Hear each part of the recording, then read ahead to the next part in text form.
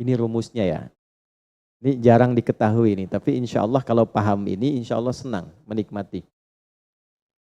Tapi jaga ya, ini rahasia di antara kita aja nih. Gini, dalam fikih rizki itu ada 3 hal yang pokok. 1, rizki itu akan diberikan. Rumusnya ya, akan diberikan saat ikhtiar kita keluar. Apapun jenisnya. Sudah jelas itu. Ya. Itu ada di Quran surah ke-51. Sudah? Di ayat 22. Wa fis samaa'i rizqukum wa ma tu'adun. Dan di langit telah ditetapkan kadar rizkimu. Dan dijanjikan oleh Allah pasti diberikan. Nah, kapan itu diberikan? Ketika ikhtiar kita keluar.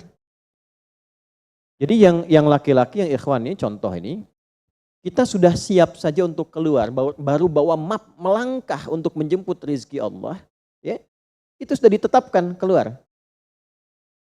Cuma sampainya kapan kita terima, nanti ada aturan lagi yang mengikat. Ya, sesuai dengan kadar niat nanti. Niatnya apa nih? Apakah mencari rezeki untuk kebutuhan dunia saja? Apakah mencari rezeki untuk mendapatkan ridha Allah? Ya kan?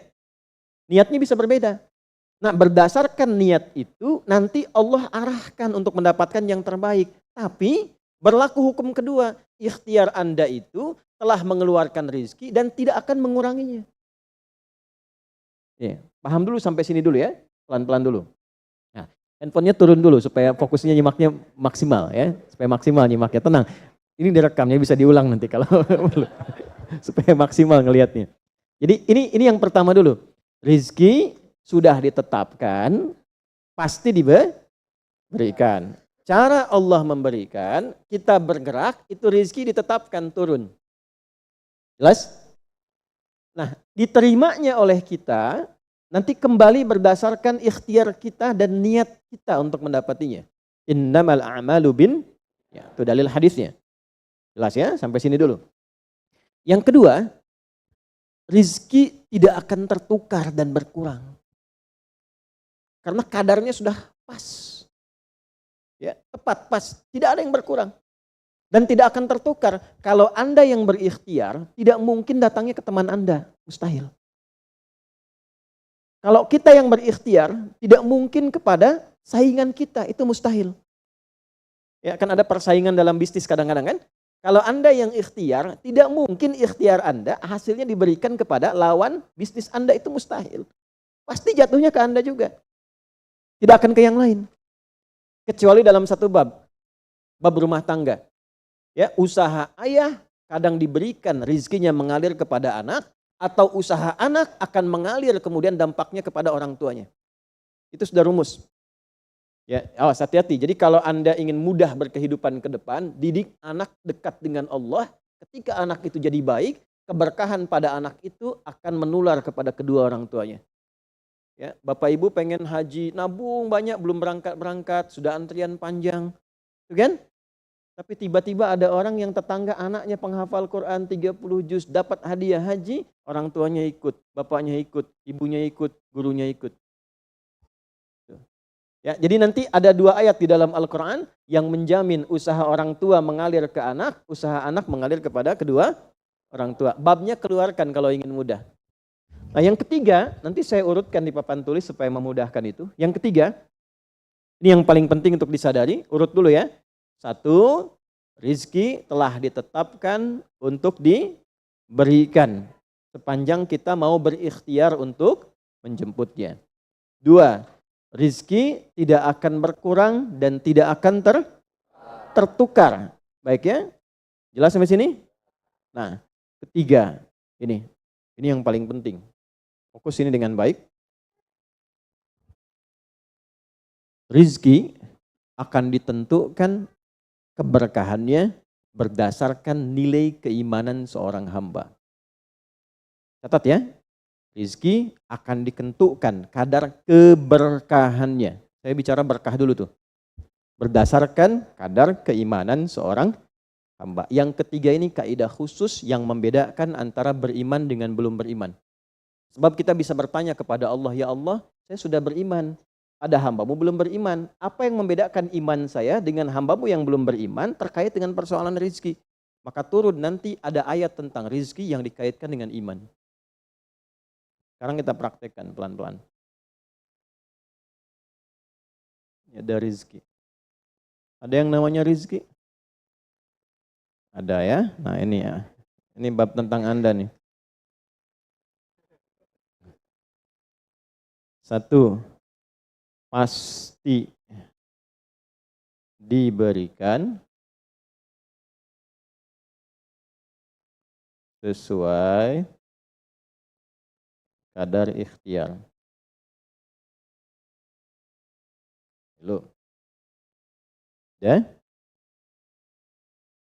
2. Sifatnya tidak tertukar. Ya. Putri boleh tertukar. Ada menteri yang tertukar, tapi tidak ada rezeki yang tertukar ya. Tidak tertukar sesuai dengan niat. Rizki nggak butuh alamat ya Pak. Udah begitu dapat langsung diberikan. Karena malaikat tuh kalau sudah turunkan nggak mungkin salah alamat tuh. Udah tercatat semua itu. Ya. 3. Kadar iman menentukan keberkahan satu rizki. Keberkahan rizki. Ini 3 ini. Ya. Ya, pelan-pelan. Ya, cara memahaminya bagaimana? Kalau ada yang bergerak, itu pasti rezeki diperintahkan ya untuk diturunkan. Tapi sekali lagi tadi, apakah itu akan langsung diterima atau nanti diakumulasikan, dikumpulkan? Yang dengan pengumpulan itu di titik tertentu Allah berikan. Jadi kalau Anda misalnya belum dapat hari ini, belum dapat hari besok, sepekan nyari nggak dapat. Tiba-tiba bulan yang ketiga dapat dan gajinya begitu besar tawarannya. Bahkan belum mulai udah dikasih ya pesangon misalnya untuk uang muka banyak sekali. Nah, cara memahaminya bagaimana? Bukan berarti ketika Anda dapat di situ besar, itu akumulasi kumpulan yang telah dikumpulkan dari ikhtiar Anda sejak awal. Paham nggak sampai sini? Paham ya? Nah, kenapa ada hukum demikian?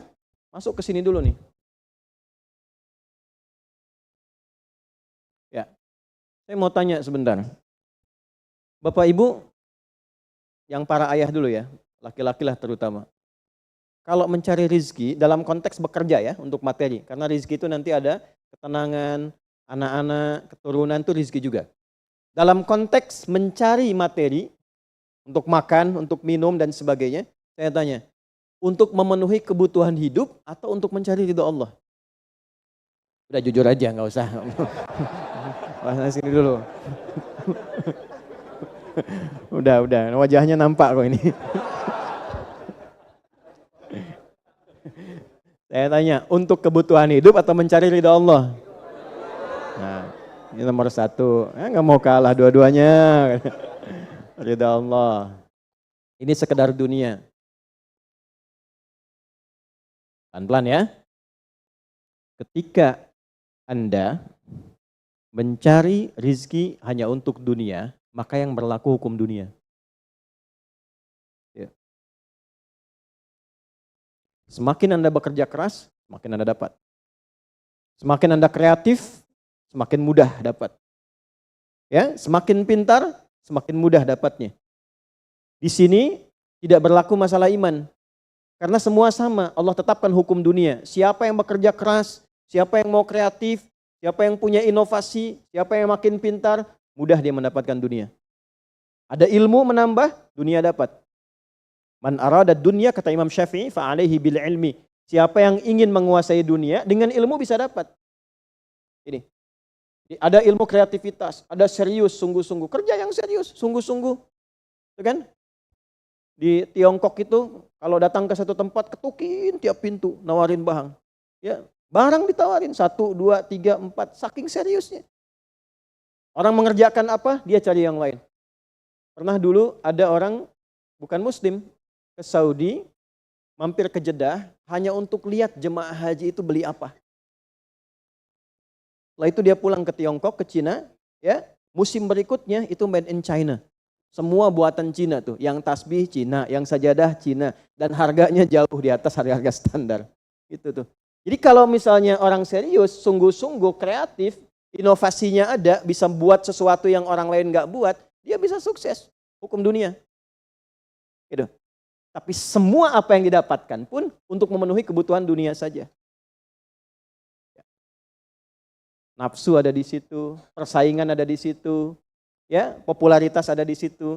Makanya orang-orang yang kerjanya orientasi dunia itu pada umumnya, maaf ya, pada umumnya apa yang didapatkan hanya untuk memenuhi kebutuhan nafsunya saja. Selesai sampai sini. Nafsu itu kan nggak berhenti. Makanya perlombaannya berapa banyak? Ayo siapa yang duluan dapat 10 triliun? Siapa yang duluan dapat 20 triliun? Dunia. Dan nggak akan berhenti. Begitu dapat pengen nambah lagi. Dapat pengen nambah lagi. Walaupun yang dipakai mungkin tidak sampai ke situ. Sekarang saya tanya Anda ya. Mengumpulkan sesuatu yang tidak Anda gunakan bermanfaat tidak? Ya. Ibu misalnya mengumpulkan kayu bakar banyak sampai seruangan masjid ini, Bu. Ya. Tapi yang ibu pakai sehari cuma satu. Ya, dikumpulin 1, 2, penuh, tapi yang dipakai 1. Tapi nggak pernah puas melihat pengen lagi sampai 10 masjid kayu dikumpulkan. Yang dipakai cuma 1. Nah, kira-kira perbuatan semacam ini bermanfaat tidak? Nah, jika ada orang yang banyak bekerja hanya membutuhkan sesuatu untuk memenuhi keinginannya saja, ketahuilah Anda terjebak dalam kehidupan duniawi. Mohon maaf sebesar-besarnya ya. Jadi kalau bekerjanya hanya untuk tambah tabungan lagi, cek saldo, bandingkan dengan teman-teman, tapi dari apa yang dikumpulkan tidak membuat Anda lebih baik. Ya, yang paling bahaya tuh gini, pas sakit carinya obat generik.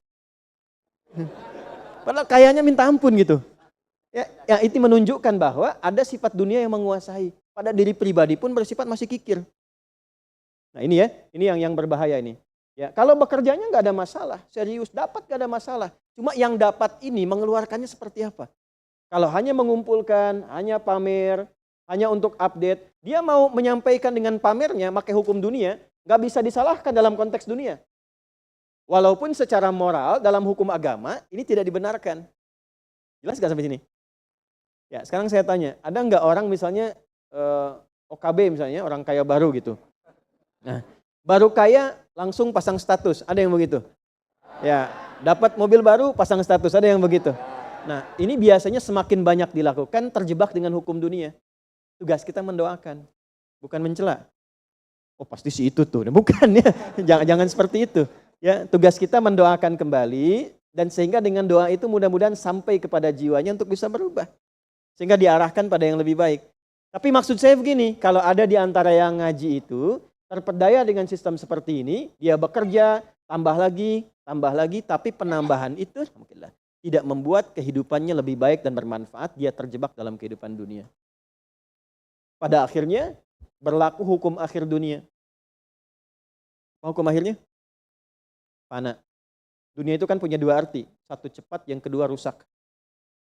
Cepat, gak terasa, kayaknya baru kemarin kita ngaji ya, sekarang ketemu lagi. Cepat tuh. Ya ketemu teman, kayaknya baru kemarin main sama-sama. Ternyata sekarang udah punya cucu 4 gitu. Ya? Itu dunia tuh. Itu hukum dunia, cepat. Ya, cepat. Yang kedua rusak. Semua dunia itu akan fana, rusak, sifatnya hilang, habis. Kalau bukan kita meninggalkan dunia, dunia yang meninggalkan kita duluan. Ini saya sering katakan, ini ada gelas nih, menampung air. Airnya habis, didiamkan saja, jangan diapa-apakan. Ini kotor, rusak sendiri. Anda punya handphone, elektronik, simpan aja, nanti rusak sendiri. Sifat semua dunia itu rusak. Ya, di sepanjang kita berada di dunia, tubuh pun gak abadi. Yang ganteng-ganteng akan hilang dengan sendirinya gantengnya. Makanya ibu kalau cari suami ganteng nanti rugi tuh. Ya, baik sama, istri juga demikian, yang perempuan demikian. Semua selama di dunia hukum berlaku. Nah, harta juga begitu. Saat dikumpulkan banyak yang dihitung ini, kalau tidak sadar dengan, nah ini poinnya, Kalau tidak sadar dengan ketentuan hidup yang benar, pasti penyesalannya di akhir. Karena semua yang dikumpulkan itu pada akhirnya akan selesai hilang. Minimal manusia yang meninggalkan apa yang dikumpulkan dari dunia ini. Terkumpul 100 triliun, hartanya kumpul, manusianya kan meninggal juga. Ya kan? Selesai ya? Ya pertanyaannya, selama hidup yang kemakan berapa dari sini? Nah ini yang kemudian dikoreksi oleh agama, dituntun oleh Islam. Tidak salah. Kalau bisa jangan 100 triliun, nanggung 1000 triliun, 2000 triliun, 3000 triliun. Kayak Abdurrahman bin Auf tuh sampai 14.000 triliun. Kalau dihitung dengan kurs sekarang, sampai 14.000 triliun. Tapi ternyata apa yang dikumpulkan itu membawa keberkahan untuk dunianya plus membawa bekal kebaikan untuk akhiratnya. 1 dari 10 orang yang dijamin masuk surga tanpa hisab adalah orang paling kaya yang pernah hidup di muka bumi ini. Salah satunya Abdurrahman bin Auf. Hartanya kurang lebih sampai 14.000 triliun. Tapi bisa menggunakannya. Dunianya sejahtera, akhiratnya terjamin. Jelas sampai sini? Ya, nah maka yang paling menentukan itu ini satu niat, yang kedua di sini aspek keberkahan. Dicarinya pakai iman.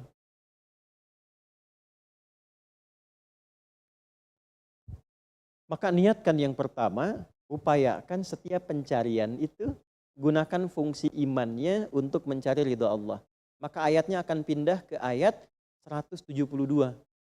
Ya ayyuhalladzina amanu kulu min thayyibati ma razaqnakum. Hei orang-orang yang beriman, pakai imanmu untuk mencari kebutuhan hidupmu. Nanti aku siapkan kata Allah yang sesuai dengan kadar imanmu. Karena itulah kadang kelihatannya begini. Kelihatannya mohon maaf ya Bu, Pak, nggak dapat lagi. Padahal sudah tahajud malamnya. Udah puasa, udah baca Quran, lamar nggak dapat lagi. Ini nggak dapat lagi. Bukan karena ini Anda nggak bisa dapat, bukan. Karena belum cocok dengan iman Anda. Ini belum thayyib. Belum thayyib. Belum ada baiknya. Mungkin ada bagian dari usaha itu yang kurang cocok untuk iman. Tapi ikhtiar Anda mencari, itu oleh Allah ditetapkan. Setiap dia berangkat, tuliskan. Siap turunkan, siap turunkan. Cuma kapan diturunkan? Nah, itu kadang-kadang ada latihan untuk menguatkan keimanan kita. Sampai kita melewati semua perjalanan pencarian rezeki itu, baru diturunkan. Dan hebatnya, dalam mencari ini, Allah berikan bonusnya. Ada bonus pengalaman.